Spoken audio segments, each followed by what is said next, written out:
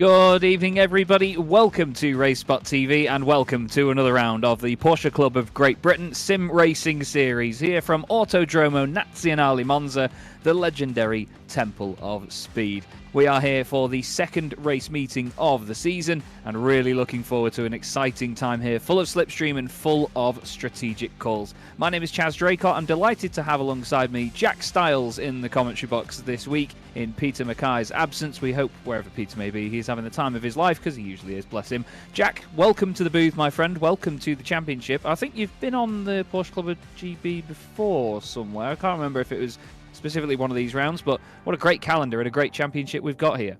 I believe this could be my first round, but indeed a great calendar, and of course Monza, a very interesting circuit somewhere where for the multi-class aspect of this racing that has been picked up for this season is going to be really important for the drivers. But as you can go through the rest of the championship, it's going to be such a great calendar, and I think as Peter pointed out in the first round, that Circuit Gilles Villeneuve week, that's going to be an interesting one. AM standings up on your screen.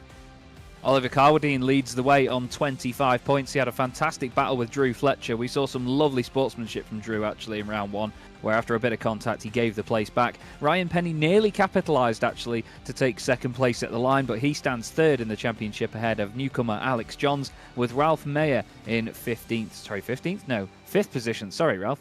Kim Such in 6th place ahead of Andrew Shepherd, with Fausto Pinto, Alex Owen and Amrik Sashdev completing the top 10 in the AM standings. Now, those drivers are in the GT3Rs for this season, and in the Pro class, they're in the beautiful Porsche 963 GTP cars. It's Christian Saruta that is top of the pile there, ahead of Chris Byram. Chris having a great first round of the championship. Rob Sharp in 3rd position on 20 points, with Lewis Archer and reigning champion Johnny Cullen in 5th. Johnny nearly made the one-stop work. It was really exciting, real nail-biting stuff. Johnny Elia is next up, with Rob Miller just behind him.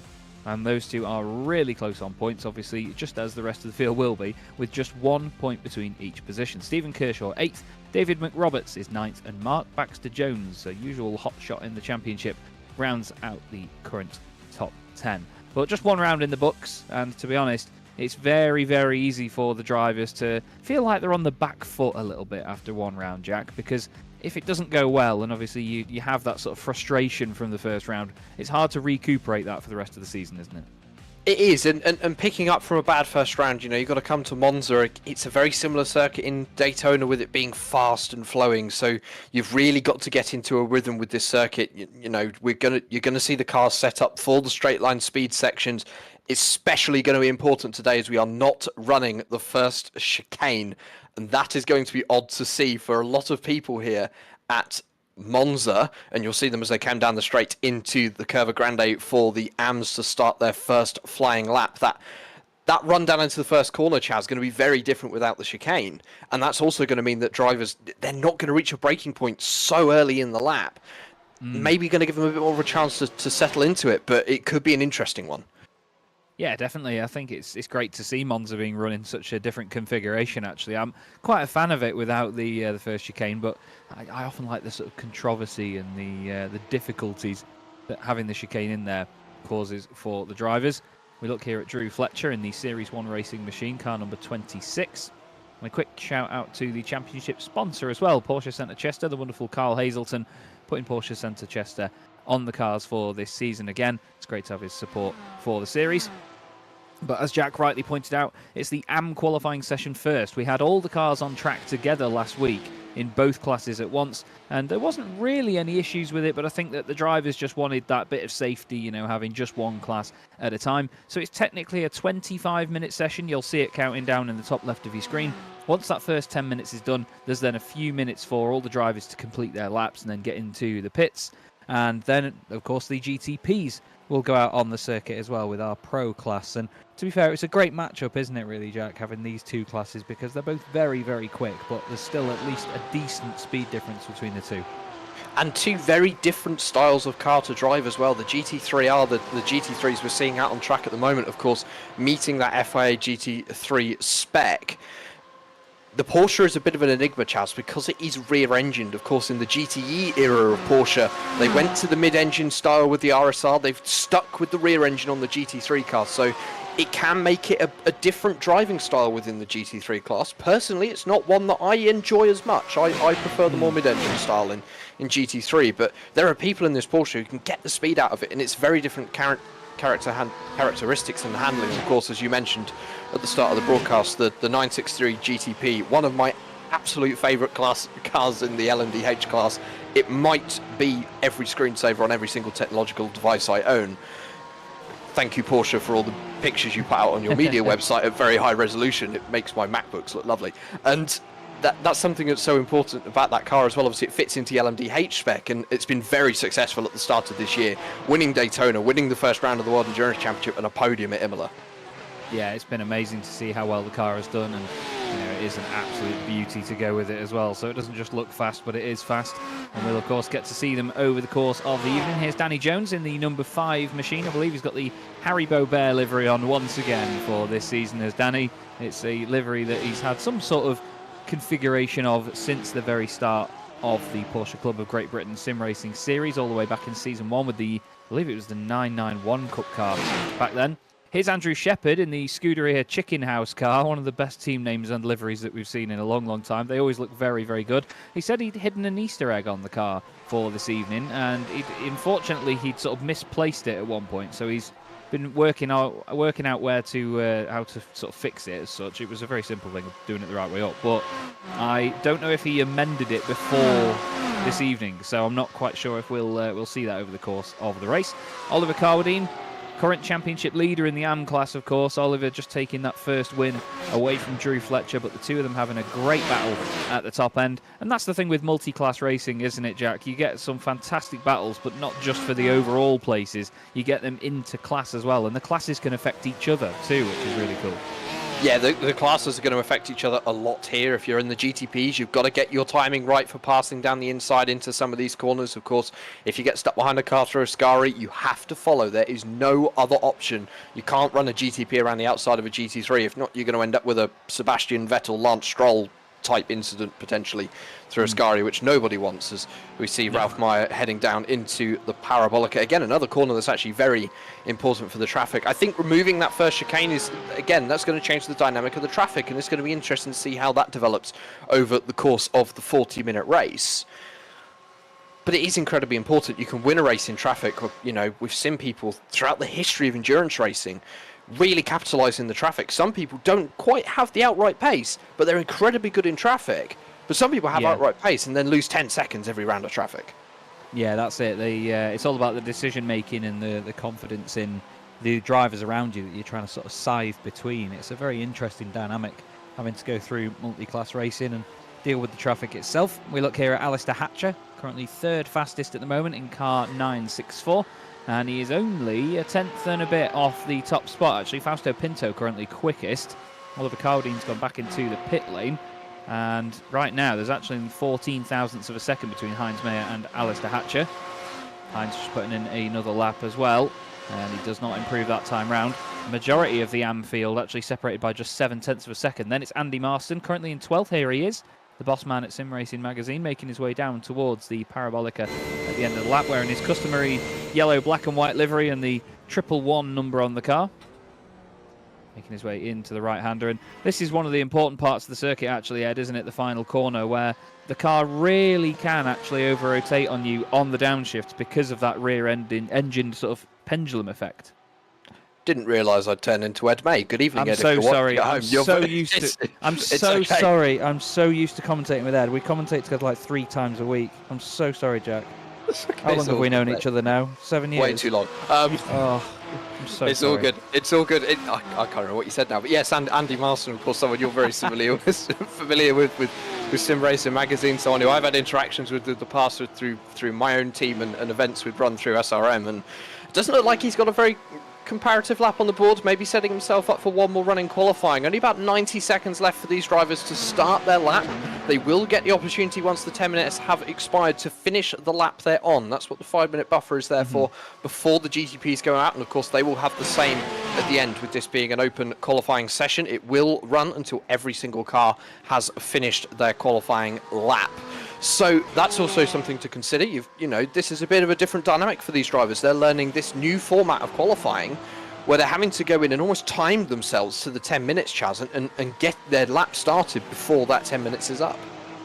Yeah, there's a bit of a gentleman's agreement about it, isn't there? You know, that when you're starting a lap, you're very conscious of the time in the session when you have started it. So it's down to the drivers to sort of discipline themselves on that and not take the mick with the odd second here and there to just overshoot that slight bit. But I love it that, you know, championships can come together like this and organise it in such a way that they can still have everybody in one session, but choreograph it so that basically it is 2 sessions between all of the drivers. So yeah, it's lovely to see that. And if anything, this championship has always had fantastic cooperation with its formats from its drivers. And again, it's just how close-knit a community this is. It goes to show that, you know, when they run together like this, that they do it so effortlessly and smoothly. It's Fausto Pinto quickest at the moment in the AM class from Heinz Meyer, Alistair Hatcher, Oliver Cowdean and Mark Elvin. We look here at Drew Fletcher, races MX-5s in real life at the moment, currently down in 6th place, but barely any time off the top spot. I mean, it's 1 minute 40 for a lap here, so it's quite a long lap, so half a second isn't really that much. Danny Jones is down in 7th place at the moment, ahead of Ralph Mayer. He's not far ahead of Alex Johns either. It's mighty, mighty close between all of these guys. Alex Owen has gone 12th quickest for the moment in the number 16 car. Danny now just making his way down towards the final corner. Kim Such is improving on his lap time at the moment. We'll have to see how he does when he comes around the final corner as well. Danny looks like he's on for a slight improvement here, a couple of tenths of a second. This could actually put him 3rd fastest if he sticks to that, maybe even 4th if it's not enough. Yes, 4th fastest for Danny Jones. Great lap by Danny, and he's barely a quarter of a second off the top spot now, but the session will be coming to a close for these guys now, Jack, so they've got to just really wind it on for this final attempt. It looks as though Amrik Shadev has pipped Danny Jones to 4th position. They're just running a little bit faster, just a few hundredths, Chaz. There's not a lot between these pack, as you say, and you know, one driver picking up a slightly better draft, that might be all they need as we watch Ralph Meyer through Ascari. He does have a draft from the car ahead. That is the 888. That's the driver currently in 7th position, Mark Elvin, in that Roxy paint, of course made famous last year in the IMSA WeatherTech Sports Car Series and also the World Endurance Championship, bailing into the Parabolica to give Ralph the run through the Parabolica, absolutely unaided without the draft. Oliver Cardween going 2nd position, 1/10 off of pole. Fausto Pinto still holding on to that in the dying moments of AM qualifying. Yeah, that's important for Carwadine. He's going to need that for the championship lead because he needs to just basically finish ahead of Drew Fletcher again by the look of it. Heinz Meyer does not improve on his time. He's 0.003 of a second ahead of Alistair Hatcher at this present moment. Here's Alex Owen, currently in 13th position in car 16. There's a few drivers actually out there that only just got a lap on the board. There's a few of them did about 6 laps but didn't get a valid time in until said 6th lap as well. Alex Owen staying clear of the curbs by the look of it at the moment in the Gulf liveried Porsche. Love this 992 GT3R. It's a fantastic looking race car. I mean, the 991 GT3R was gorgeous, but this is like a squashed version. It's a lot flatter. The wing is actually a lot taller. It's just wider. It's just angrier all around, but it's still got that iconic round Porsche headlamp shape at the front of it at the same time. It's got that Tron-like, almost like a Porsche 959 rear light, which goes all the way across. Glorious looking race car, glorious sounding race car as well. And Alex Owen is going to be the one to complete the session for the AM drivers by the look of it. He crosses the line at 142.316, and that is not his best time, 0.3 of a second off, unfortunately, for Alex. And that will round out the session for the AMs, and it's going to be Fausto Pinto taking their pole position ahead of Oliver Carwadine, and then Heinz Meyer and Alistair Hatcher will make up the second row of the grid. Lovely blimp shot here of the fantastic pit complex down there at Monza, and it's a great venue to go racing all the time, to be fair, Jack. I know there's a few people that they don't like hot lap in this place because a lot of it is just flat out and in a straight line, but when you hook a lap together around here, because of how ominous all the chicanes are, it's such a great feeling, isn't it? I am one of the people who don't really enjoy hot lapping around here. It's not a circuit which, as you say, it's so wide and open on the throttle for most of it. It's not that enjoyable to hot lap. But once you get a good race going, especially multi-class around Monza, it's incredibly enjoyable. It's a circuit that when you get into a really good flow, it's so rewarding to get the lap time from. My first ever wet race in iRacing was here in the official races a few weeks ago in GT3 machinery, and it was an incredible experience that we've had on you know, one of the most incredible experiences I had on iRacing. I was completely rubbish in the rain. I have so much work to do based on what I can do in the dry, although it seems to have ruined my dry pace at the same time, but that's another problem. You know, but Monza is just, it's an incredible circuit, and, you know, I'm incredibly jealous, Jazz, that you have actually had the chance to go here many years ago. Um, I I tried to convince my other half, but she wasn't so convinced. Yeah, Monza is a remarkable place. I've been lucky enough to stand up on that podium in the background up there a few times while watching GT3 cars make their way underneath for rolling starts, and it's just an awesome venue to go to. I do urge anyone that wants to go to just try it one day. Absolutely. I'll be brutally honest, and this is going to sound really miserable and ungrateful, but some of the scenery in the area around it can be beautiful. It's a little bit rough. You've got to be careful. I've heard many horror stories about people having stuff nicked around Monza. And actually, a commentator friend of mine on 2 separate occasions has had their bag nicked out of their car while they've been commentating, which is lovely. But still, it is, as a circuit goes and as a racing venue goes, incredible. You know, it's legendary for many reasons. You know, it's been around for so long.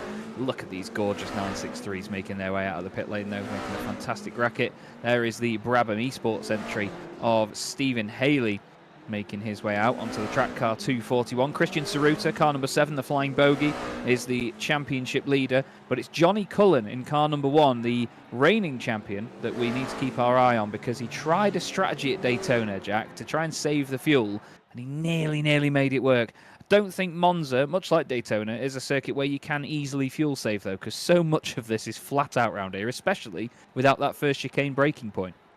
It's really a case of give and take. You know, if you can get yourself into a good train where you can do a lot of lifting and coasting around here, it's possible to save a considerable amount of fuel. But as you say, without that first chicane, it does take away a braking zone. You are going to be wide open on the throttle for a long period of time. The scenic shot of the famous Monza banking, obviously, it's a fantastic shot, Chaz. It's something that we could drive in iRacing as well. That's one of the things I love about Monza and iRacing. We can race on the oval. I remember, it would have been 4 years ago now, doing an endurance race where it was LMP2s, GTEs, and GT4s, and we were on the full circuit with the oval. Oh, the combined circuit, and it was one of the most incredibly mind-boggling endurance races I've ever done. Catching GT4 cars at 340 kilometers an hour on the oval while hanging on for dear life, I think is the best way of describing it. Is probably one of the greatest things I've done in sim racing, and might also be contributed by the fact that I won that championship. As we see the drivers coming into the Parabolica, the number 7 of Christian Skurza. I can't get that right. Saruta. Apologies. That's it. Saruta starting his first flying lap under the bridge. Across the start-finish line they go, and this is the draft train that I was expecting to see, Jazz, because you can gain so much from sitting in a draft train here. Yeah, they've got to really calculate this and get it right, though. They've got to sit far enough behind the car in front that they don't catch them early on in the lap. But Saruta here in the gorgeous manti-coloured machine flying around Curva Grande. It really is grande when they have that sort of pace around there without the chicane leading them up to it. And he's got a bit of company as well, to be fair. I think we've got... Oh, actually, to be fair, there's a car off the circuit just going straight on in the first chicane there, having to bail out of that lap almost instantly. So, unfortunately, we need to go again. James Cummings is the next car, actually, in what we call the Calippo, the orange machine. Just basically, it's just an orange car with number 2 on it. Chris Byram also right up there in the championship, hoping to continue some fantastic form that he had first time round. I'm not sure if Saruta was backing out there. Yes, he is. Saruta backing out of this lap. Not sure if he's got an incident point or something. Lets the car in front go. Not sure if he's going to really hold up the guys behind. I don't think so at this point. He might still, he's still moving over after Ascari. That is Stuart Clark in the Rusty's Roasts racing machine. He tries to get a tiny bit of slipstream off Chris Byram, even though he's barely moving anywhere. And I think just behind him as well, is that Stephen Kershaw? Yeah, Stephen Kershaw in the Barbie car, trying to find some slipstream in there as well. But around the final corners they go to put some first laps on the board. Not really going to be much of an indicator from some of the drivers here. Johnny Elia goes fastest for 11/10 ahead of his teammate Mark Baxter-Jones. James Cummings next up, then Stuart Clark. Stephen Kershaw goes 4th.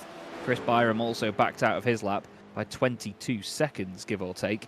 You mentioned actually using the combined circuit around here, Jack. I was fortunate enough to commentate on a race on R-Factor 2 a few months back, actually. A special event that was the, I think it was the 1,000 kilometres of Monza, but it was based on 1960s prototypes.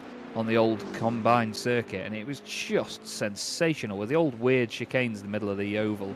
And it's, again, it was another element of the circuit that makes it so legendary, you know, because there were the different configurations and so many great time periods that have passed since this place was built.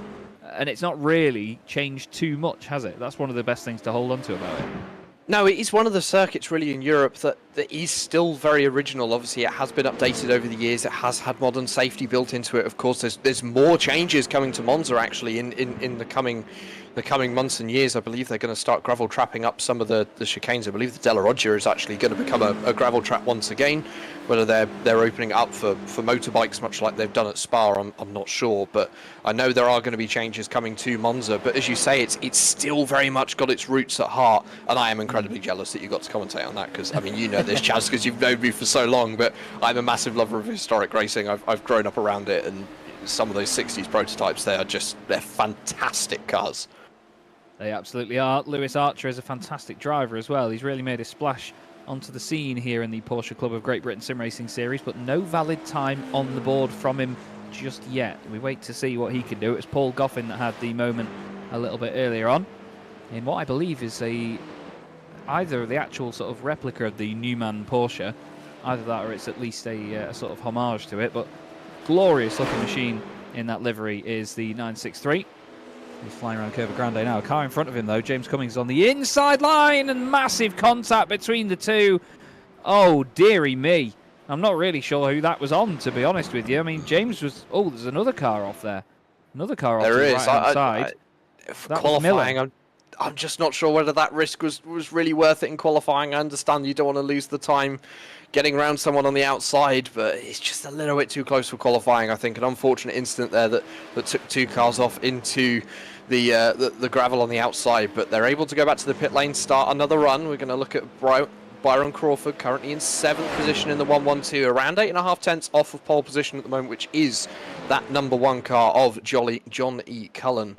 And you know, these Porsche 963s, they are absolutely beautiful to look at. And actually, something that these drivers have to consider, especially with qualifying, you're seeing people bail out of laps, Chaz. You know, maybe they made a mistake, maybe they're not quite on the optimum time. There's no point running to the end of the lap in these cars, because you need the hybrid boost for your next fast lap. You know, it's going to take you half a lap to get that charge back. You know, obviously not something you've got to worry about in GT3, but this is a new element with these LMDH cars, is those battery packs. Yeah, you have to consider everything with what you can get out of the car and when, and how you utilise this car's capability and its performance. So these guys have a lot more to think about. He will be Jolly Cullen, to be fair, at the moment, with the fact that he's got pole position by nearly 0.2 of a second from Johnny Elia. Rob Miller currently running in 3rd. But yeah, it's a shame to see that contact between Paul Goffin and James Cummings, wasn't it, on the inside? I think James was holding his line, but I don't think, to be fair, that he had enough time to... He didn't want to move late to the outside and dive across once he knew that Paul was there, so he tried to stick to the inside as much as he could. I think Goffin just wanted to try and cut across as little as possible, keep that line as short as he could, and it was just a slight misjudgment, and the two of them went spiralling off into the gravel. Here's Christian Saruta. Flying bogey crosses the line for Manthey Racing. It's nice to see that some of them aren't taking the mick with that white line on the right, actually. They're only keeping 2 wheels to the left. And Saruta, by 0.008 of a second, takes pole position. And look, this is what I mean. He's just keeping those left wheels just to the white line there, which is lovely to see. I cannot stand it when people go to that white line all the way to the right. We saw one of the GT3s do it before at the end of their lap, and it's almost a bit of a shame to see it doing that. But we have... You know, we have nothing really stopping the drivers doing that at the end of the day. 2 minutes left to go in qualifying, though, and it's mighty, mighty close. We've got some of the guys actually on for an improvement. Johnny Cullen is apparently on a fast one. Rob Miller also 0.2 up on what he's done before. So if he keeps this up for the rest of the lap, considering he's only done a few corners, he could potentially head up to the top spot. I need to have a quick word about Rob Miller as well, actually, because last week, off some information from a friend of mine, I actually misread what Rob does. I said that he runs the limit of in a championship by limit of adhesion, and he runs in a championship of the name of limit of adhesion. It was my friend Ben Shellcraft, bless him, let me know. He doesn't actually run it. It was a miscommunication on between me and Ben when he was just basically trying to give me more info, bless him. and try and help me out on some background with the drivers. But yeah, Rob involved in the limit of adhesion, and he's trying to stick to said limit of adhesion at the moment and take that pole position time. He's on for a good lap still by the look of it. Half a second up, actually. This could be pole. It's gone down to 4/10. Let's see how close that is for Rob Miller. Oh, no, he actually just loses a tenth or so at the end of the lap there. Just goes third. But for a moment there, Jack, on my timing at least, that went purple for a second. He could have got pole. I was watching it as well, and it was purple for a considerable amount of that lap. Just second half of the lap wasn't quite there for Rob Miller, but a good lap time nonetheless, putting him on to the second row of the grid. Johnny Cullen also on an improvement at the moment. He did just go purple. It's gone back to a personal best, though, so it's really teetering on the edge of what these drivers can get out of these cars. Stephen Haley in the 241, currently down in 13th position. He's on an improvement, Chaz. This could go fastest. He's purple. Absolutely. He really is on the move at the moment as well. A shout out to a good friend of mine, Steve Proudley, as well, who sent me a picture of Stephen Haley racing tonight. He's actually in the room with him while he's doing this. Stephen Haley racing in VR as well, as Lewis Archer completes his session in 5th place. He's over a quarter of a second off the top spot. Mark Baxter-Jones is on a final lap. MBJ is always rapid. Oh, Haley, 61 thousandths of a second off top spot. That is so close, considering it's a minute and a half lap round here. 61 thousandths is nothing at all. But Mark Baxter-Jones is car 8, P8 at the moment. We know that he's got more than this in the tank. Mark has won many a special event that I've hosted and raced in as well. Very fast boy is Mark. It's good to have him back with us again. He's not always been able to race in every round of the championship either. He's a very busy man. But coming up to Ascari once now. This is the real example, isn't it, Jack, of just how quickly this car can change direction and its capability. It's unbelievable around Ascari. It's like it's a scale electric car. They really do feel like it is like driving a scale electric car, as you say. You know, that they are on rails when you get them set up right. And around Monza, they'll be a little bit more loose with the low downforce, but they've got such a strong front end of these Porsche 963 GTPs that, you know, the drivers can have so much confidence getting the lap time out of it. Really, it's a game of trust to know that when you turn into a corner, the car's going to have the grip. Mark Baxter-Jones, 1.5 tenths off pole, puts him P5.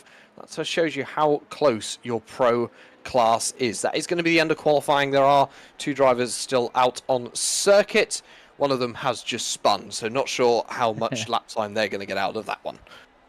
No, indeed, it didn't quite work out there. But as you've seen, everybody, we have one 40-minute race here. The drivers have limited amount of fuel that they can put in the tank, so they will not be able to run straight to the end. So we'll have to wait and see how they utilize the strategy here and try and take advantage of a bit of fuel saving. Here's how your grid lines up then.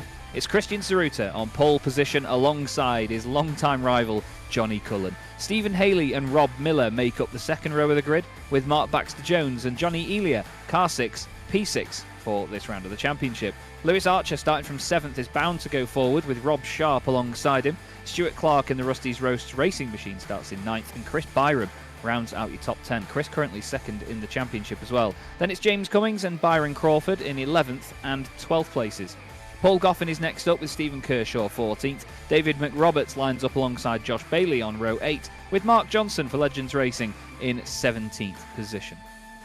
Then looking at the AM positions, it's Fausto Pinto on pole with Oliver Carwadine and Heinz Meyer joining him near the front. Alistair Hatcher completes row 2. Amrik Sashdev and then Danny Jones are alongside each other on the 3rd row of the grid, with Mark Elvin and 2nd place in the championship Drew Fletcher in 8th. He'll be hoping to get more positions as the race starts. Ralph Mayer will start in 9th place with Alex Johns alongside him, and then we have Kim Such in 11th, and the Scuderia Chicken House driver Andrew Shepherd lined up in 12th place.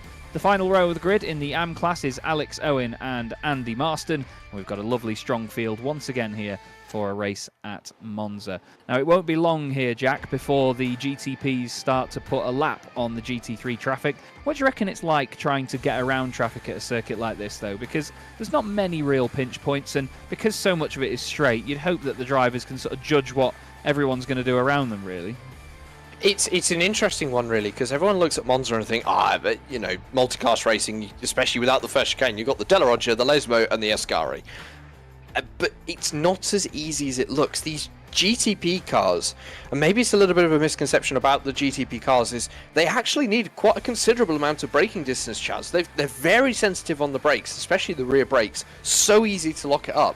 You know, you can get the brake migration set right where it's moving the brake bias through the car in the braking zone, much like a Formula 1 car does. But if you don't get that quite right, you know, you could end up not trusting the car and it spins on you. I often say that outbraking a GT3 car and a GTP car isn't worth the time gain. You'll actually gain a little bit more time hanging back another 15-20 meters and getting a better run off the corner, and that's something these drivers have to think about. Of course, the Della Roger is going to be similar speeds through the two corners, the Ascari, the Parabolica and the Lesmo though. The GTPs are going to be considerably faster due to the amount of downforce that those cars carry. Of course, the straight line speed, there's going to be sort of a 40 kilometers an hour difference between the two, so it's something these drivers have to think about. Monza is a bit of an enigma when it comes to traffic, because you can either gain a lot in traffic or you can lose a lot. Yeah, definitely. There are some certain pinch points, and it all, like I said before, depends on driver confidence. You know, if you've not got the confidence to send it around the outside or even down the inside, and obviously at the pace that these GTPs are going to be doing, you've got to really commit. You can't hesitate at all. You have to commit early to a move and get on with it and send it down the inside if you're going to make the move at all. A quick warm-up session underway here then at Monza in the Porsche Club of Great Britain Sim Racing Series.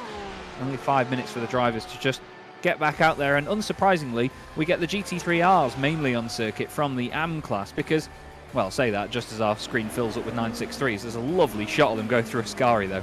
It's almost like something out of a film. But because of the GT3Rs in this one, Jack, they've obviously had a bit of a wait between their qualifying session and now having warm-up, haven't they? So, you know, the muscle memory just loses a few minutes to what the drivers in the Pro class get to have. Yeah, and this 5-minute warm-up will be beneficial, especially to those AM drivers where, as you say, they've been sat in the pit lane for up to 15 minutes now since the end of their qualifying session. Just go out, run a couple of laps, you know, practice your pit entry. That's a really good use for warm-up. Practice your pit entry, practice your pit exit. You've got to make a pit stop, so that pit entry is going to be vital. You can gain so much time by doing that if you get that braking point right. So, of course, also it just gives the drivers that one last chance of a bit of interaction with the faster or slower traffic, depending on what class you're in. So there's a lot can be taken from these 5-minute warm-ups. Some drivers decide not to do it. They just want to concentrate on that race start. But other drivers like to go out and get 5 minutes under their belt just to build themselves up ready for the race. Yeah, that's it. The conditions can change quite a little bit between, I say quite a little bit as if it's not a lot. I mean, they can change a lot from one session to the next. Often here in iRacing, you may have a bit of time advancement from one to the next. So, you know, the qualifying could be at 2 o'clock in the afternoon, but then the warm-up session and then the race could be simulated as being 4 or even 5 o'clock in the afternoon. So the circuit can heat up a lot in that time. The air temperature can drop as well, or the rubber can build up on the track. It does really well simulate a weekend, does iRacing, with the fact that it sort of generates time between the sessions rather than them appearing as they do on our screens and being almost completely imminent after one another. But I'm really excited to get this underway here at Monza. Lots of slipstreaming to think about. Do you reckon that in the early stages here, Jack, if the drivers don't break away straight off the bat, that they're going to be doing a little bit of waiting behind each other and playing the patient game, or do you think we are going to see battles straight out of the gate? I think it depends. As you said, there's a couple of people who are high up in the championship, a little bit further down the qualifying order. I suspect they're going to want to try and make their way up the field a little bit. For the drivers who are in a good position, it could be beneficial to wait. Save that little bit of fuel. You can gain it back in the pit stops. At the end of the day, the winner is going to be the first one across the line after 40 minutes. And it's most likely going to be the person who spends the least time in the pit lane. So that little bit of fuel saving could help them. We will have to wait and see how they all play this one out then, everybody, as the second round of the Porsche Club of Great Britain Sim Racing Series is about to get underway. Conditions on the right-hand side of your screen. As you see, it's not too hot at the moment, just 21 degrees Celsius air temperature. Track temperature itself is actually 25 degrees, so it's pretty cool on the tyres as well, so drivers may not have to worry about that too much, but there are some pretty abrasive parts of this circuit here at Monza. It's Christian Zaruta and Johnny Cullen on the front row, as we had for so much of last season. Stephen Haley and Rob Miller make up row 2. Stephen Haley in the Brabham eSports car, lovely looking machine. Then we have Mark Baxter-Jones and Johnny Elia making up an 11/10 third row of the grid. Lewis Archer, starting 7th, was a very, very fast driver at the start of the Daytona race, right up there, battling for the lead from the offset. We just wait and see now who we have leading who. Mark Johnson, you see there in the Legends Racing machine just at the back with the sort of rainbow roof on the car. As the field gets led away, fittingly by another Porsche, the Porsche 911 991 safety car here on iRacing. It's basically what Peter and I call the GT3 Touring spec without the rear wing. It's basically the Cup car without the rear wing, actually, the 991. There is the gorgeous Manti livery on Christian Ceruta's car. Very striking liveries on both of them. Johnny Cullen really tried to make the strategy work at Daytona in this championship, Jack. So it's definitely something that he knows that he can try, but do you reckon he should try it here as well, or maybe just go for a different approach to try and catch people out? I mean, the fuel is going to be tight here. If he can get it behind Christian Cerota,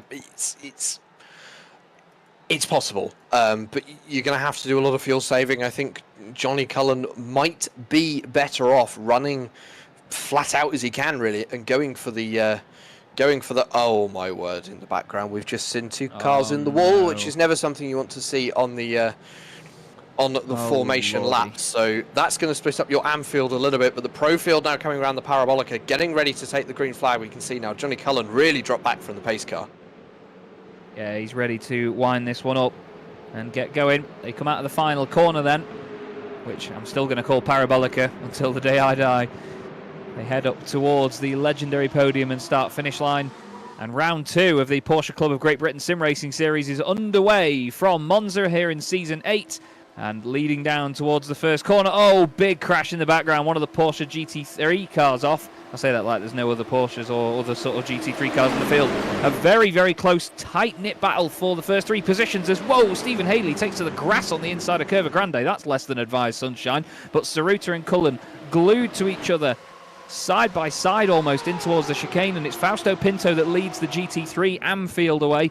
He's done a great job there to hold that advantage, but straight out the gate here, it is Johnny Cullen having a go at Ceruta. There's contact between the two of them. Ceruta straight off the road in Lesmo 1. Wow, big shake-up already in the first corners of the race. I'm not sure if it was down to Ceruta not leaving room or whether he thought Cullen was going to back out, but neither of them wanted to give an inch there, and now it is Johnny Cullen leading the way. Johnny's a real good sport. He won't have wanted it to come about like that. But at the end of the day, if he was going to be fierce enough to put his nose down the inside, he was always going to commit to it. But wow, that was a big change. Oh, Andy Marston's around there. He's just trying to figure out the other cars that were off, where Mark Elvin, Drew Fletcher and Kim Such in the GT3s. And there is Kim Such actually trying to come through now. Yeah, so Andy Marston dropped back into those cars in the GT3 that have had issues on the start. Johnny Cullen, of course, that incident up at Lesmo, it just looked unfortunate, but lap 1, sometimes you've got to put your nose in. We said about Johnny Cullen maybe going for the fuel-saving strategy, and in fact, Cullen is into the pit lane. So whether this is him trying to drop back towards the 7, I'm not sure. Replay at the start, This is Mark Elvin hitting the wall. I'm not quite sure who else was involved in that one. It was Drew Fletcher in that blue Porsche. So unlucky for those two. It's, it just looks like they came tangled. This is the replay up at Lesmo 1. Christian Ceruta just again turned in. I think Johnny Cullen maybe didn't leave quite enough room on the outside. Unfortunate contact was made, and Cullen has come down onto the pit lane. In fact, I think he's just done a drive-through, Chaz. Yes, so in this championship they have a sort of a gentleman's agreement rule that if you cause an incident or you're involved in an incident in the first lap that you think you may end up getting a penalty for, or you're a bit unsure on, then the drivers sort of self-discipline themselves with a drive-through penalty, which is a really fantastic thing to do. It's really good to watch that, they have that level of sportsmanship in this. I said earlier that Johnny's a good sport, so he's come through into the pit lane. There's been a drama there somewhere, because the number 14, which is Oliver Carwadine, has had some sort of drama. He's the championship leader in the AM class. He was going slowly down towards the De La Roggia chicane. I'm not quite sure what's happened there to him, but he seems to be running wide on the exit as well. There is Johnny Cullen making his way back through now past the AM class. He's just going to sweep around Fausto Pinto, who only just sees him last second. But Johnny's going to be on it from this point now to try and move forward in the field. A real shame to see the contact we saw, but I suppose these drivers all want to take any sort of inch that they can away from this circuit and fight like mad. It's just a shame that some of the GT3 contact happened, well, one before they even got up to speed on the final corner, and then some as they went through it. Yeah, exactly as you say, Chaz. It's just unfortunate that happened on the first lap. Rob Sharp and Rob Miller going side by side through the Curva Grande, of course, at much higher speeds than what these drivers will be used to. Looks like Rob Sharp has managed to make his way past. A little bit of contact ahead between the cars of Johnny Elliott and Mark Baxter-Jones. This is a fight for the second step on the podium. Stephen Haley's got away at the front. The 78's coming through on Rob Miller. This is Chris Byram trying to make up a bit of position in the 78, and he has done so up into 5th. think actually Rob Sharp went so quickly into the chicane that Johnny Elia actually sort of got a bit caught out by it and had a bit of a wobble himself. Rob's already onto the back of him now. Johnny looking to keep the car in the middle of the road though, sort of half defends it. This is the battle for the lead though. This is Mark Baxter-Jones chasing down Stephen Haley. Sounded like he had to back out a little bit round Ascari then. Like you say, Jack, these cars have got a mighty front end on them, but it's one of those cars where it is absolutely glued to the surface until it's not, and then it will very, very quickly go around. Rob Miller looking down the inside of Chris Byram there, and now Rob Sharp trying to patiently wait to have a go at Johnny Elia. A little bit slower at the apex of the corner there in the Parabolica, and now they run all the way over to the right-hand side towards the pit wall, shortening that run as much as they can. I'm not a huge fan of how that looks, nor how it runs, but it is what it is, and Rob Miller has just absolutely blitzed past Chris Byram. I think he got caught out there by losing a bit of the slipstream, and now he sits back in. The lovely sort of yellow take on the factory Porsche colours. And here we go to the GT3s, and that's a big cut of the curb there by Danny Jones in the final part of Ascari. That's a scary old moment. I've hit that sausage curb many a time and been flung over the fence pretty much. But Danny, I'm surprised hasn't had a slowdown for that by the look of it. He didn't seem to slow down at all, but you could see a very clear difference there, couldn't you, Ed? Jack? Between You've done it again. You've done it again. I'm so sorry, mate. It's okay. Danny Jones very lucky not to be caught up by that sausage dog curb. I believe the slowdown there is actually governed on the exit of Ascari. Okay. The kind of sausage dog curb actually kind of polices itself. If you hit it, you're gonna go Oliver Carwadine, discovering why it's so twitchy this Porsche GT3 and the 964 going off. I think it's sympathy as the rejoin nearly took out the 16 with it. Yeah, that was a very scary instant for Oliver Carwadine. Did very well to hold that. Of course, we saw Pierre Gasly do something very similar in Formula 1 a few years ago at that corner. We've got a replay up on your screen. This is down at Ascari. Rob Sharp, he's lost some positions here, Chaz. Looks as though there's been an incident, hit the inside curb. And it's taken Rexy with him. Oh, he's been absolutely clouted there, and I think that was that Mark Elvin recovering after being a lap down? I believe it Mark's was, gone yeah. back to the pit lane. He's not had a race to remember, as it was this man, Alistair Hatcher, that went off the road at Curva Grande as well. So two cars going off. I think you're absolutely right, though, Jack. I think it was in sympathy that they had that moment together. I think Carwadine just clipped the inside curb, and the car, in its low downforce configuration, just got slightly unsettled and broke away from him. And then Hatcher clearly wanted to try and avoid whatever was going on and had a moment of his own. It was mighty terrifying as our two race leaders now come through the Lesmos. And Stephen Haley continues to lead the race after a very fortunate start with the dramas going on in front of him. Johnny Cullen giving himself a drive-through penalty. But Mark Baxter-Jones, well, he's hardly a driver that you want chasing you down. Mark is mighty, mighty quick. We hosted two special events when we started the whole Sim Racing Magazine community, and Mark won both of them with fantastic pizzazz, it's safe to say. Not the technical term, but he was just brilliant. Gets an amazing run now on Stephen Haley. Moves to the inside into the final corner. Technically Curva di Alboreto, but like I say, Parabolica till I die. Down the inside goes Baxter-Jones and straight into the slipstream now, Stephen Haley. Now, will he come back at him here, or will he just sit behind him and think about the fuel? Because it looks like he's undecided. Sits in with him.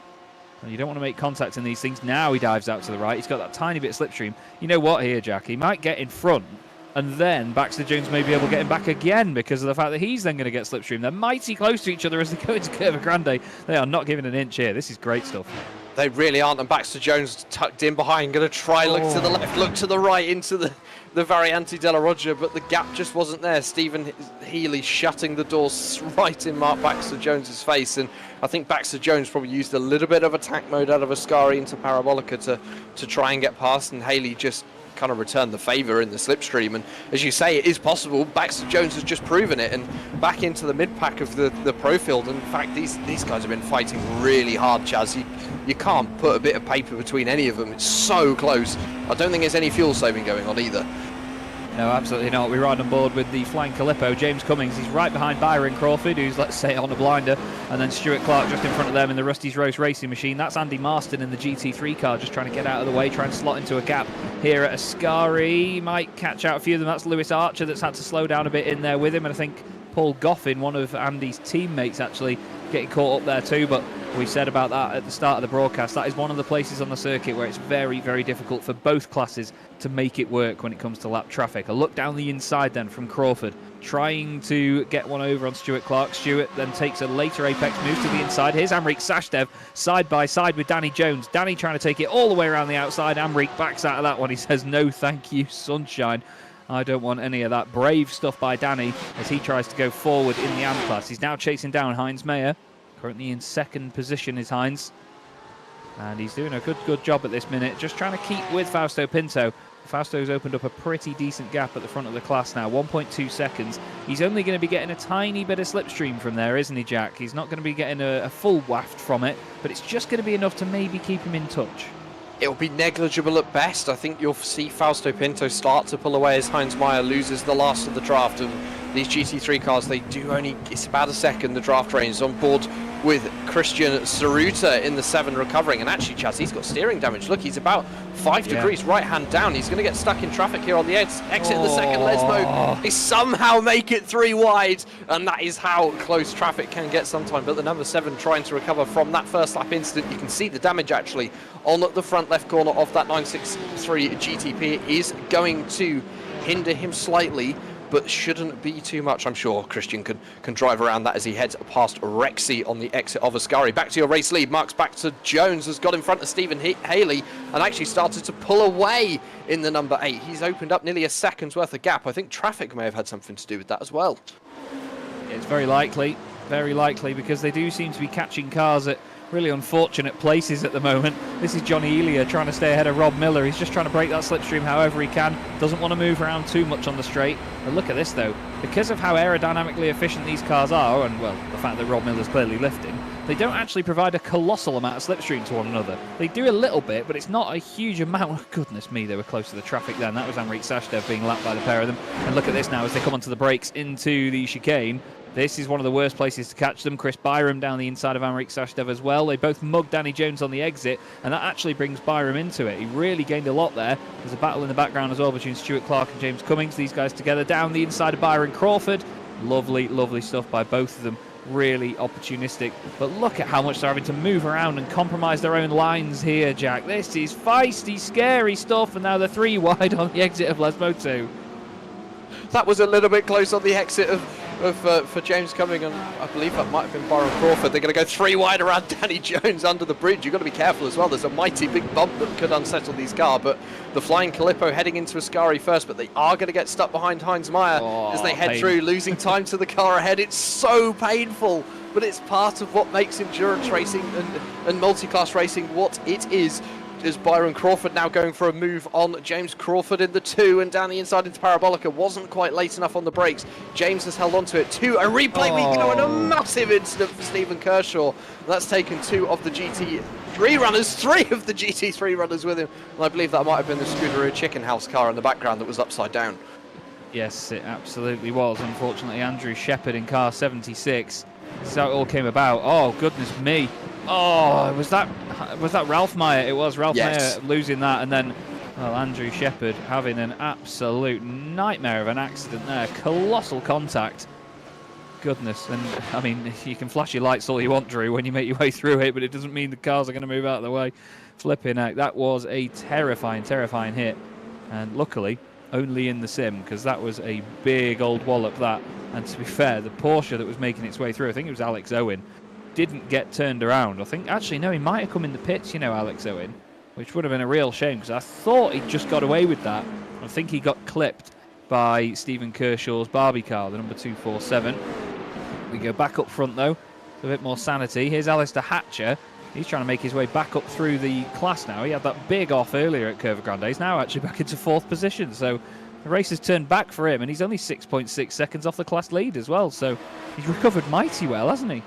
Lapping well, you know, one of the fastest lap times in the class, a 1:40.8, so there's a lot of time there that's sort of being made up. Josh Bailey in the 42, we go to a replay exit of the... Oh, that was close, nearly taking out 2nd and 3rd in AM as well, but I would maybe say, and that's the unsavory join I was expecting, so come on, Josh, you know.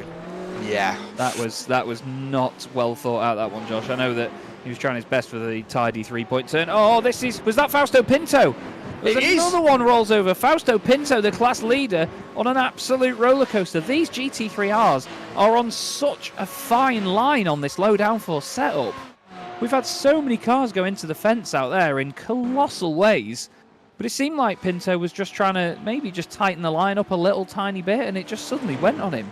There's been at least 3 of them, hasn't there? That have there has. And they're so, the fuel tank, you've got to remember, they're rear engine cars, fuel tank in the front. They are going to be front end heavy, so the rear end is, it's basically a gamble as to whether it's going to go left or right. And as Fausto Pinto just turned around, you want it to go right, but it's going to try and go left, and you can't argue with it. It's going to take you left. And, we've had multiple cars now. These AM drivers, they're going to have to be careful with this. You might see that the winner of this race is actually someone, Chaz, who's gone a little bit more conservative on the setup, where yes, it's got a little bit more downforce, but it's more stable. Yeah, definitely. That's the thing. It's a car that really does thrive in that sort of setup, though. It can be slippery. It can really still stick to the road because of the way that the car is fundamentally. It just works with that sort of setup. It's a car of all seasons, let's say. But the GT3 cars, they move around a lot. They dance about. They've got a lot more body language to them than the GTPs do. And unfortunately, in this current guise, it's really not been working for them. We've got cars coming into the pits. That's Byron Crawford in car 112, the 11/10ths machine. I think maybe he was trying to get out of some of the battles, and he's taking his pit stop early as Rob Miller's gone a little bit deep into the chicane there, and Johnny Elia and Chris Byron both want to try and capitalise on that. Chris Byron not so much in a Chris Akabusi tracksuit car this season as he was last time round, as makes a bit of contact and then backs out of it. I think to just say to Johnny, no, I don't want to go through by making contact. I don't want to push you off the road. You have that back. There's always great sportsmanship in this championship. That's the thing, Jack. But my, it's so close, and it's very feisty again. It's good to see that Daytona wasn't just a flash in the pan. Chris Byron, very, very sportsmanlike of him to back out of that move into Lesmo 1. Could have completely sent it through and pushed Johnny Elliott onto the gravel on exit, but decided to have another go. And it has allowed the driver of Rob Miller just to get away a little bit at the front, 6/10 away from the driver of Johnny Elliott now in this pack, but that will come back down, especially down this nice long straight with the draft. But Chris Byram maybe getting a slightly better run out of the Parabolica. I suspect pit stops might be starting very soon. We've seen some of the GTP runners already come in, and now we're seeing a lot of the field come in. The top 5, the top 6 have come down onto the pit lane. Here they go then. It is go time, and it's clear, isn't it, that there's not really many laps between any of them. You can't really save an entire lap's worth of fuel. Lewis Archer has apparently carried on, though. He's gone through. So interesting to see what he makes of this and whether he was just able to get that extra lap. He wasn't involved in an incident, was he? Was Lewis? I don't think so. I think he got caught up in something earlier as Heinz Mayer leads the AM class for now with Danny Jones and Amrit Sashdev behind him. Mark Baxter Jones is the one that's benefited the most and, of course, come out at the front of the Pro class. He's held that lead over Stephen Haley. Johnny Elia and Rob Miller then making their way out as well. Then Chris Byram. So the order not changing a massive amount up there, but Baxter Jones has still benefited from it a little bit, and he's got now 2 seconds over the car behind. Yeah, Baxter Jones having a really good start to that first stint and getting out in the lead, pulled a little bit of a gap over Stephen Haley. It was sort of ebbing and flowing in the traffic a little bit as we see side by side for the AM lead. Danny Jones up the inside into the Curva Grande. I think he's going to get the move done. Some traffic's going to take the inside line, very close to contact with Heinz Mayer and the 222. As Heinz has got now, but he's managed to recover it. Chaz, oh my God. How that thing was sideways. He's managed to gather it back up again. Of course, losing 2.5-3 seconds in the process. But if I was Heinz, I'd rather he see 3 seconds behind or 2 seconds behind Danny than facing a wall. Oh, yeah, absolutely. He'd be definitely happy with that. But, I mean, for so many years, iRacing has been slated for the way that once the cars are away, they're away. And they call it ice racing and they call it having a death wiggle. I don't know how on earth Heinz Mayer is still in the race after that, especially considering the incidents that we saw earlier on in the race with the other drivers in class that have had colossal accidents, and that's definitely the word for it at the moment, is colossal. But boy, oh boy, that was a great save by Heinz. As Danny Jones doesn't like Ascari. Way up Sunshine, that's going to have gone around. that is definitely going to have gone around. He was the class leader, and he's thrown it away as Danny Jones. The car has gone one way, then the other, and Hines will be laughing all the way to the bank. I can tell you that. Oh, no, Danny rejoins basically in the path of Carwadine. Through the middle goes Johnny Cullen, thinking, what on earth are you boys doing? Here's the incident again, Jack. Yeah, Danny Jones is going far too deep into the opening part of Ascari, hit the sausage dog curb and losing the rear, and around he goes and sort of recovering himself. But there's a little bit of off track that he could have used here on the rejoin, but no, decides to join right onto the racing line and having contact there with the 14. So Danny Jones got a lot of work to do here to get himself back up towards the front of the field. The 14 of Oliver Carwadine into the pit lane. Obviously, we're not quite at GT3 pit stops just yet. I don't think we are far off. I suspect Oliver coming in might be taking a fast repair after that incident, Chaz, because I think there'll be there's some accident damage. Yeah, it was a very side-on hit as well, and when it's sort of tyre wall to tyre wall, it really will damage the suspension in these things and knock something out, and it'll be very, very fragile in that scenario, the car, so it's probably given him a meatball flag or a black and orange flag, as it is more affectionately known. But still, it's a big shame to see that for Carwadine. Maybe a change in the championship as well. This is the thing. Both championships having a real shake-up at the moment. As Andy Marston goes a little bit hot into Ascari this time, trying to avoid the GTP cars coming through. This is Saruta now, chasing Byron Crawford and Stuart Clark. Saruta on the recovery drive after his contact with Johnny Cullen. Selfless stuff as well by Johnny, good sportsmanship. Here is a drama for Danny Jones. I think maybe a look back at what happened earlier. I'll have to have a look. Into Ascari. Yeah, just way too hot, way too hot. It just didn't seem to want to slow down at all, and he nearly had it, but just the way that it hobbled and bobbled its way back onto the circuit over those curbs, it just really upset itself. He does go on the service road here. I think he expected there to be a gap, but it was a bit 6 of one, half a dozen the other. It wasn't the best rejoin, but at the same time, Oliver Carwadine smacked the sausage curb on the inside, didn't he? And that hopped him wide. There's more battling going on here, Jack. Flipping out. These boys don't give up. I love this. This is Christian Saruta on his recovery drive again, trying to get up the inside of Stuart Clark into the Della Roger. Couldn't quite make it work, so swaps sides and goes for the Lesmo. And down the inside into Lesmo 1, you can make it work here. It's a very easy move to... the driver of Byron Crawford trying to follow through, but the door was very firmly slammed in his face. And you can already see Christian Saruta really pulling out a gap now in P7, but he has a long way now to catch up. He's 20 seconds down on the lead. He's 6 seconds back on the next car of James Cummings and the Flying Calipo. Another car off ahead. That's Drew Fletcher again. So Fletcher having more issues. The pit stops have started. Pit lane's got busy again, Chaz.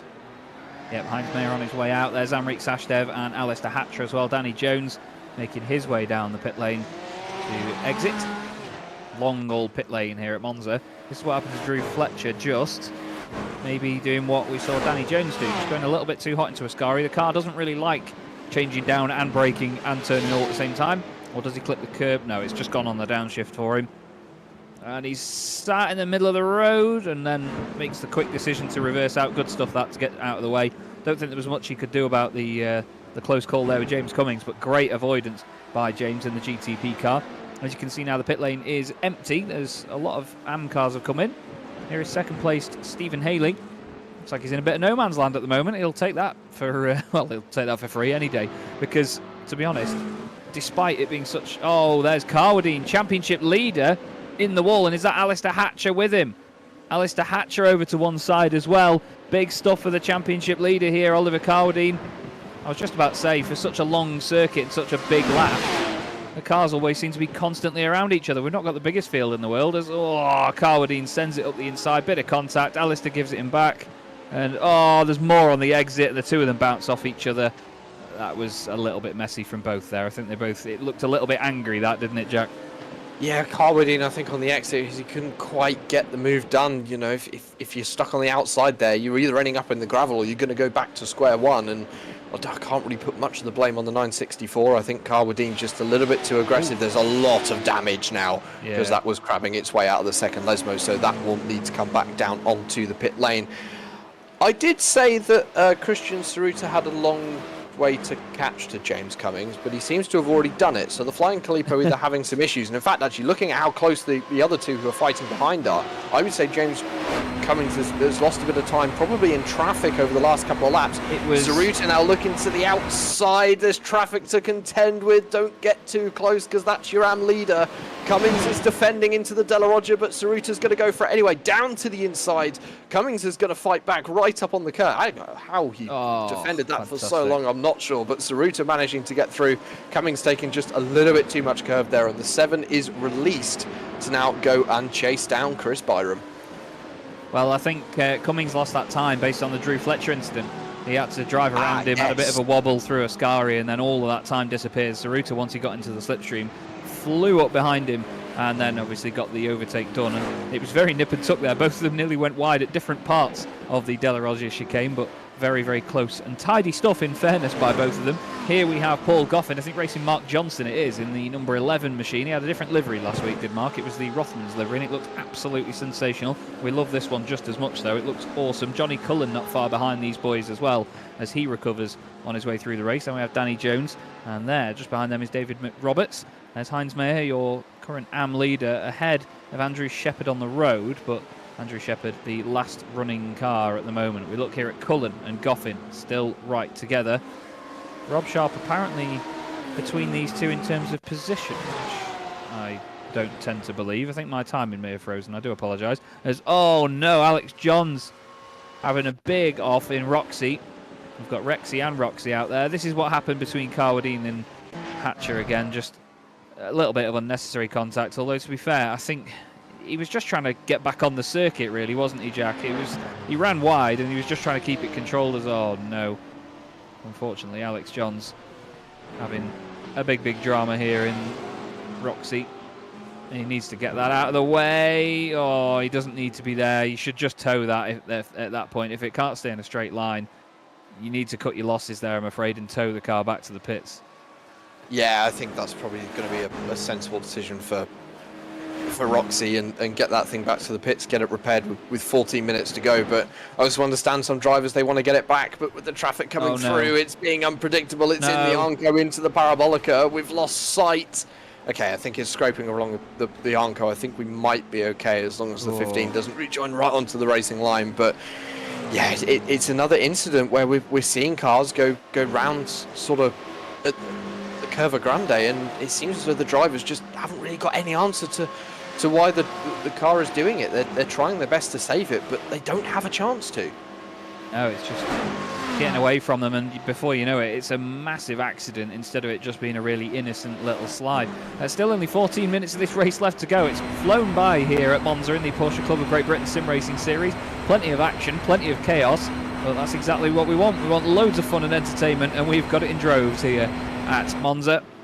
Riding on board then with Byron Crawford, car number 112, right behind Stuart Clark in the Rusty's Roasts Racing 963.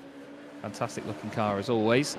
Similar to the factory colours actually in a way, but it's got a sort of a Prema vibe from the Formula 2 and Formula 3 actually, and the likes of Formula Regional. But then the 11/10 car behind. Seems that car looks fantastic, whether it's a Porsche 963 or whether it's a Ford KA. The livery seems to work on both, as we've seen them before. Heinz Mayer leading his way at the moment in the AM class, and that car behind him is not for position. That is Andrew Shepherd, who's on lap 15 of this race, whereas the race leaders are on lap 16. He's actually got a 6-second gap now to Amrit Sashdev and then Danny Jones. So Heinz very comfortable in that lead at the minute, just needs to keep it nice and tidy. His previous lap was half a second slower actually than Amrit Sashdev. Actually no, it was not, I do apologise. It was 1.2 seconds quicker than Amrit Sashdev. Sashdev having a bit of a tough time on that one because Danny Jones caught him by a lot. On board with more 963s here though, Jack, and incredible. It's like being fired out of a cannon coming out of that last corner, isn't it? That is one way to describe what driving these cars around Monza is like. Yeah, firing you out of a cannon coming out of the Parabolica heading onto the main straight, and these drivers will definitely be feeling it, as we've said so many times this race, into the Curva Grande without that first chicane. And as you say, Heinz Mayer doing an excellent job at the front of the Anfield, but Danny Jones was faster last time. I think maybe just has a little bit more raw pace, but with the amount of time we've got left, I'm not sure the time is there to make it up. Johnny Cullen getting past Lewis Archer, heading down into the Della Roggia in that number 1, again recovering after a self-inflicted drive-through. A very nice avoidance of the traffic as well. That, Chaz, that is how you do traffic at Monza. You know, you take every single inch you can without taking just that little bit too much risk that you're going to cause an incident. Yeah, it was a great cutback by Johnny Cullen, and it also meant that he put the car right in front of Lewis Archer as well, and Lewis couldn't capitalise on what he was doing. It's a shame not to see Lewis at the pace that he was at Daytona, actually. He's not really been setting the timing screens alight like he did across the pond, but still, I'm sure he'll be impressive throughout the season. He's just had to brake a little bit there to avoid hitting Alex Owen. Mark Johnson's going to close in. Look at how much Cullen's gained there. Cullen has just absolutely disappeared, and he's gained 1.5 seconds on the 2 behind him. That's absolutely remarkable, but that again shows you just how important it is. Jack was highlighting earlier that the traffic can cause so much of a split in a group like that. And look, even Johnson, after one poor exit, he's all of a sudden under pressure from Paul Goffin now. So the race is going one way then the other mighty quickly for these boys. We have 11 minutes left on the clock here. And just to give you a recap, it's Mark Baxter Jones that leads the race outright. Stephen Haley, 1.6 seconds behind him. He was quicker on that last lap. Johnny Elia just behind him in 3rd position. I'll say just behind, he's 5.6 seconds back. Then it's Rob Miller and Chris Byram that complete the top 5 in the Pro class. And in the AMS, it is Heinz Mayer leading the way, Amrit Sashdev and Danny Jones, between them about 8 seconds back. Alistair Hatcher is then 19 seconds behind. And Drew Fletcher, despite being in the wall on basically the end of the formation lap before he even got down the straight, after that huge incident and a spin, Drew Fletcher still somehow finds himself in 5th place in class, and here he is actually right behind Alistair Hatcher. I think really a day of what could have been for Drew Fletcher. You know, just some issues at the start and a mistake into Ascari, really showing that the 26 could be much further up the field. Alistair Hatcher having some damage on the 964 from a previous incident earlier on in the race, so that could also be a factor in Drew Fletcher being able to get past. Mark Baxter Jones from the lead of the Pro class down onto the pit lane. Johnny Elliott is going to be joining him, but Stephen Haley and Rob Miller now going along on this second stint. So we're starting to see a few different strategies come, Chaz, where some people are going to have taken sort of or lighter fuel loads in the previous stop and heavier fuel loads this time, and vice versa. So Christian Saruta as well, looking like another one in the 7 who's come down onto the pit lane. Yeah, I think Mark Baxter Jones and Johnny Elia both had a slightly shorter first stop. I don't think it was by much, but it was only a second or so shorter than everybody else. So maybe just that 1 lap extra of fuel, or, you know, just that extra half lap means he can't make a full one, as there's another GT3 car off, and that is, I think, the number 29. Was that Kim Such? It was Kim Such into the wall hard, and that's another GT3R completely written off here at Monza, as he now manages to drag it back. It's not crabbing as much as others that we've seen, but goodness me, he's gone a long distance to come back on there. This is what happened, Jack. Another one where the back end's just going to break away, I'm going to tell you. I think you are right. The 29 coming into the Curva Grande. Oh no, there was contact. Oh my, look at the speed of that. With Mark? No, it wasn't with Mark Baxter Jones. I think was that Crawford? It might have been Crawford with the contact. Yes, I believe it was. It's a 3-digit number, so it's a good chance it was Crawford. So I apologise, Kim. Actually, that was a case of someone got hit, and that is, again, you know, you've got to be careful in the traffic through there. People are approaching this corner faster than they're used to, and yes, we're 30 minutes into this 40-minute race, but it's going to take a lot longer than that to get used to, Chaz, and sometimes a GT car will take a slightly different line you're not expecting, and bang, you've already made contact, and as the 29 found out, Kim found out, you know, you end up in a wall. The risk of upsetting Byron Crawford, I don't think it was much of a different line by Kim at all from what we saw. He was on the inside. I think Byron just tried to cut it tight and just tried to stick around the outside and shorten the line as much as possible, like we saw from Paul Goffin in qualifying. I think it was just a case of trying to use as little of the road as possible, and then a massive, massive whack for Kim Such. We look here at car number 15, Alex Johns, back on the racing surface again after the huge damage he had earlier. Christian Saruta there putting a lap on him. Danny Jones just behind as well. That's not for position though. Danny Jones 3rd in the AM class at the minute, 2.3 seconds off the car ahead of Amrit Sashdev. As Roxy makes its way into Ascari, you can see a slight pace difference there between the 15 and Danny Jones, and then the car of James Cummings just behind them as well, the 963 car number 2.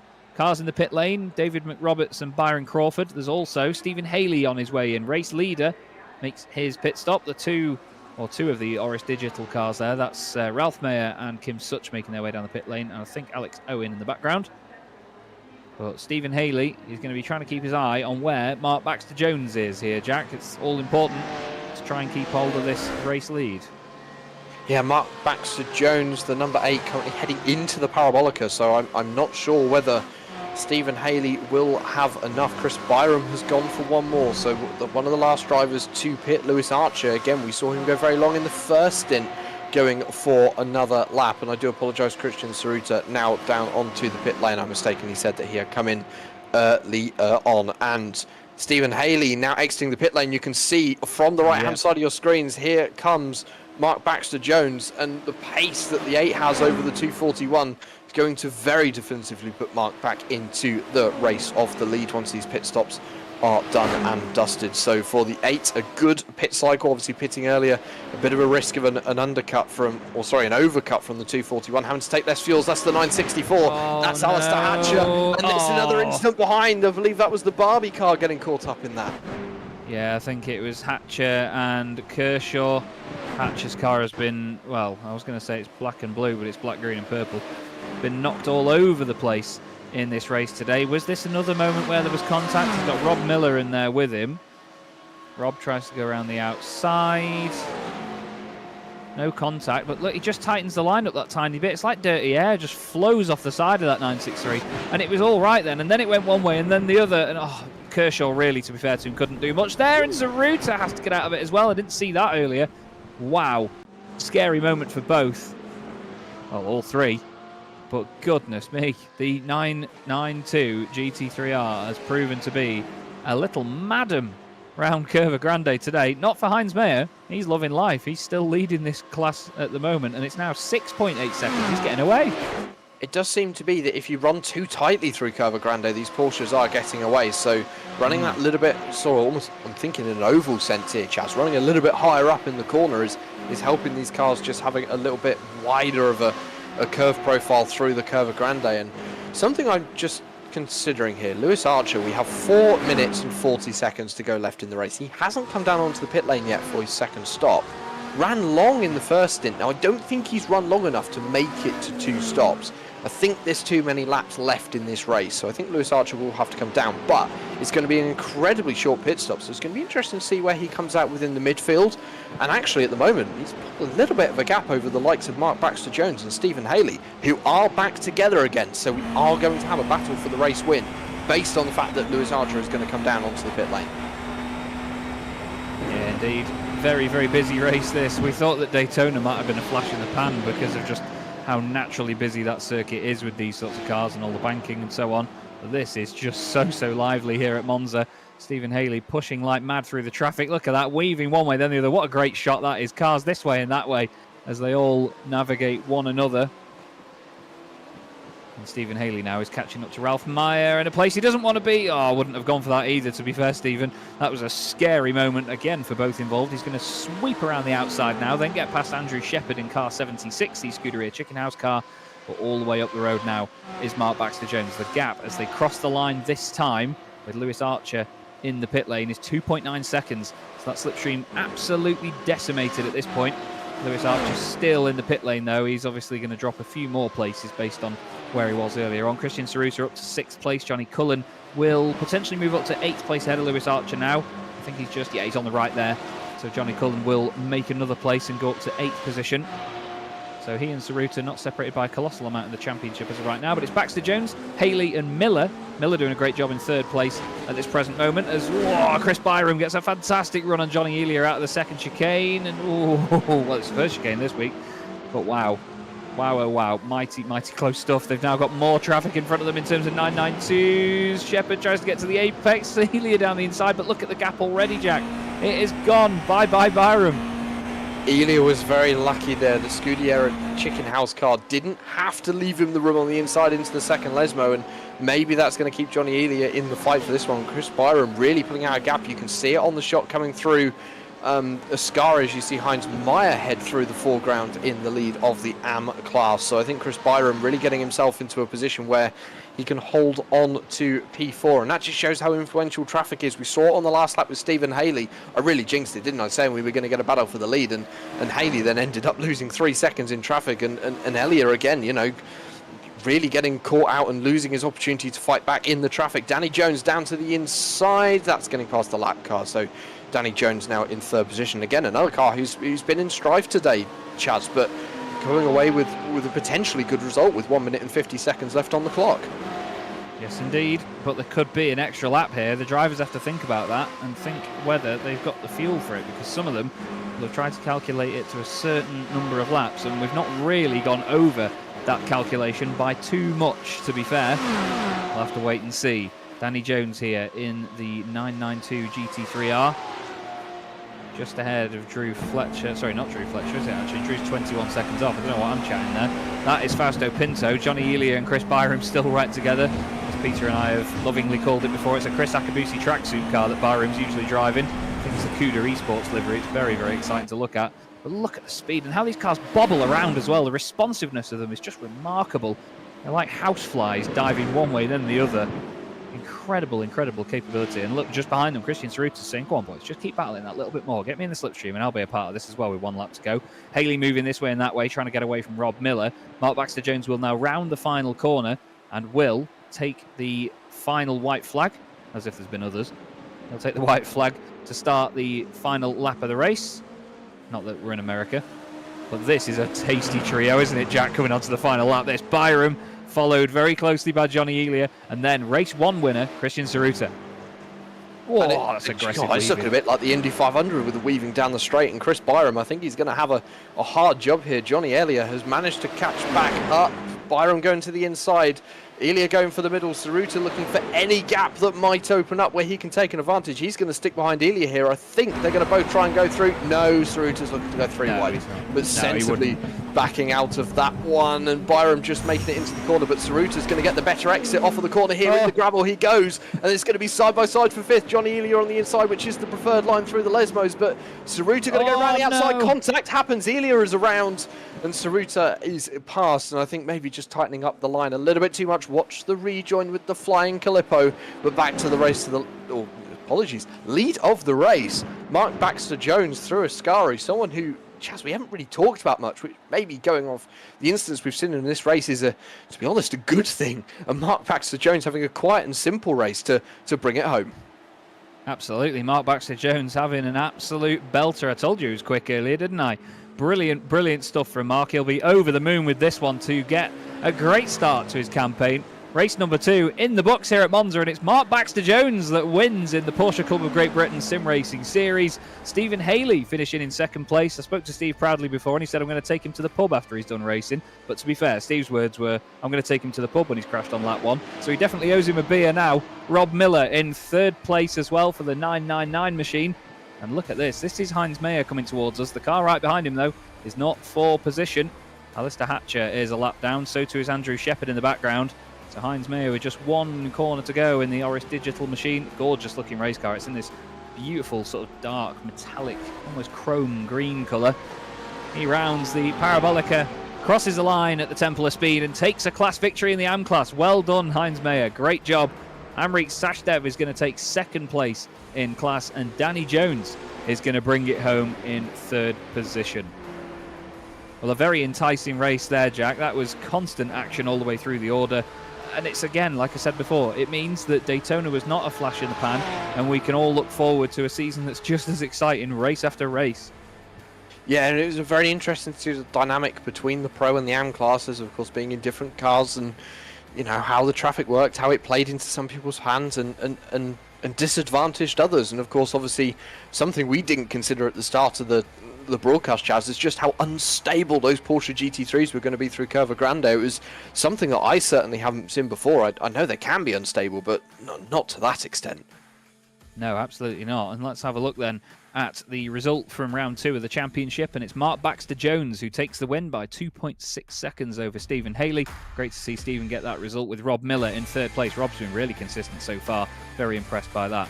Chris Byram in 4th position ahead of Christian Zaruta, who gets the top 5. James Cummings finishes in 6th with Johnny Elia just behind. Johnny Cullen then next up as well in 8th place. Lewis Archer in 9th and Stuart Clark, who completes the top 10. Behind them was Paul Goffin and then Mark Johnson for Legends Racing, and then David McRoberts having a quiet race in 13th place. Rob Sharp, Byron Crawford and Josh Bailey were all over a minute down, with Stephen Kershaw unfortunately 2 laps down by the end. No party for Barbie this week at all by the look of it. In terms of the AM class, it was Heinz Meyer takes his first win of the season with Amrik Sachdev next to him, and then Danny Jones in 3rd place. Very well done for each of them. None of the original podium from Daytona actually finished on the podium here. Very interesting stuff. But then look at that, how the class was thrown apart. Drew Fletcher, 4th place, but a minute down from the top spot.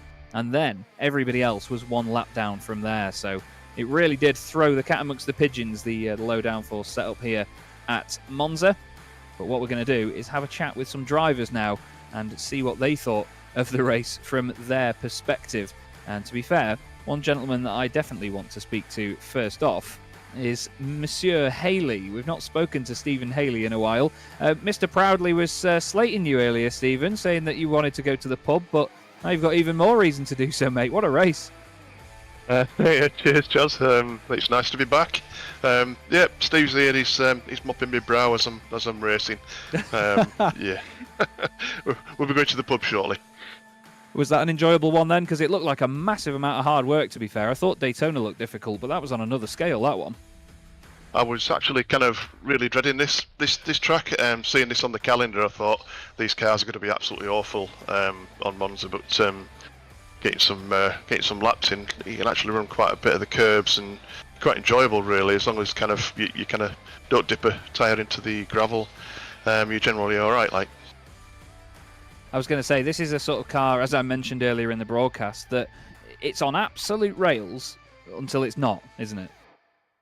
Absolutely, it's quite a fine line. I'm used to driving like the cars like the Porsche Cup, which has got quite a bit more leeway, but this car, like you say, it's on rails until it's not. It's one of them things where I've had to kind of learn because I've never ever driven one of these cars before. At all in Simland, in any sim. So, Well, you've certainly done well adjusting to it, Stephen. It's been great to watch it, and hopefully we get more of the same next time for you. But for now, thanks very much for joining us, and we'll see you again at the next round of the championship. Cheers, Chas. Will do. Thank you, mate. Cheers. Stephen Haley there, finishing in 2nd place outright in today's race. What I want to do is bring in our winner from the AM class. Heinz Meyer joins us in the box. Heinz, you must be over the moon with that one. A bit of a chaotic race in the AM class, but I tell you what, I'm sure you'll take that one. Oh my word, yes. Oh, thank you. That was fantastic. Yeah, like, all happening around me, that's for sure. Including I had a bit of off-track time as well. So yeah. It was a bit of a chaotic one, to say the least. I mean, it's so difficult with the multi-class element this season, but it's been really exciting for us to watch everybody get used to it. Has it been a bit more terrifying behind the wheel? Because I imagine it is. Oh yeah, it is. I'm lucky. I've got sort of 2 eye flags, and they flash blue like crazy in my face as soon as someone's approaching me. So, so from that side, at least I sort of know to check my mirrors. But yeah, it's just insane, particularly because they come through in packs, and you don't know where to go. You're just sort of praying that they don't hit you. Yeah, that's the thing. It's putting a lot of faith in the drivers behind you, but you know, it seemed like the guys weren't able to react much in the 992 tonight. It looked really loose round Curva Grande. Did it feel that bad all the way through the race, or was it just certain parts of it? It's when you're following someone. As soon as someone's ahead of you, you've got no rear downforce, and the car just wants to step out. And like even when the GTPs come past, even though they disappear in a second, if they just catch you just off, then you just lose rear grip. Well, it certainly looked like it caught a lot of people out tonight, which is a shame to see, but still a fantastic result for you, Heinz. You must be over the moon, and we'll let you go and enjoy the moment, my friend. But congratulations from us all here. That was a great job. Oh, thank you so much. My maiden win on iRacing ever, so I'm absolutely over the moon. Oh, bless you, mate. It's a fantastic job. We'll speak to you again soon. Thank you. Heinz Meyer, over the moon there, Jack, and understandably so as well. I mean, winning a league race, I mean, you and I have been around league racing for a long time and iRacing. It's so difficult when it's the same people every week, but even in officials as well, the talent level's so high that to do it in a league first is a great job, isn't it? It is, and congratulations to Heinz on getting that first win in iRacing. It's always a great feeling. I can remember mine, and my first win, my first championship. They're moments you'll never forget in sim racing, and especially with a hobby like this, Chaz, where you can put so much time into it and sometimes not get anything out. Absolutely. And speaking of putting a load of time into it and getting nothing out, Amrit Sashdev, golf enthusiast, welcome to the box, Amo. It's great to see you again, mate. You must be over the moon as well, mate. Second place, not a bad job at all. Mate, it's honestly carnage. I'm not really a great fan of all this stuff. I was just trying to keep out of everybody's way. I've got no idea on the strategy, what I'm doing. I'm just driving and waiting until crew chief tells me to fuel up. I honestly have got no idea. And I didn't really understand how Mr. Meyer, who was literally a second ahead of me, got out the pits about 4 seconds ahead of me. I don't really understand it. Someone's going to have to explain the strategy for this pit stop multi thing. I honestly got no idea. Well, you certainly made it work tonight either way, mate. And to be fair, it's story of my life. In case you just wing it, just keep your foot pinned and just wing it. But it looked like a difficult race in so many aspects, though. Trying to avoid traffic, trying to avoid other drivers in your own class spinning as well. Was there any element of survival that you sort of consciously approached today, or was it just keep it pray? Just try and finish without hitting anybody. I mean, I'm normally quite aggressive when I drive, and obviously the first race we had last time, I had an incident on the first lap, and I just spent 40 minutes going around in circles, getting bored, in my pants. So at least there was some racing, there was this, there was that. So it was just really trying to keep out of trouble. But I'm going to have to speak to somebody about the strategy, because honestly I've got no idea. I just do what crew chief tells me and try and avoid people. So, but the other thing is, last season the reverse grids and this, that, and the other, it was a bit crazy. You having to look behind you, but now with this multi-class, they literally just appear from nowhere. It's like you're being buzzed by fighter jets. It's quite crazy. Yeah, I was going to say that the pace differential, because not everybody's in the same car anymore, it's just absolutely bonkers. But it's honestly, it is. Yeah, I mean, it must be good, like, to watch, but it's a bit mental driving in it. I've got to be honest with you.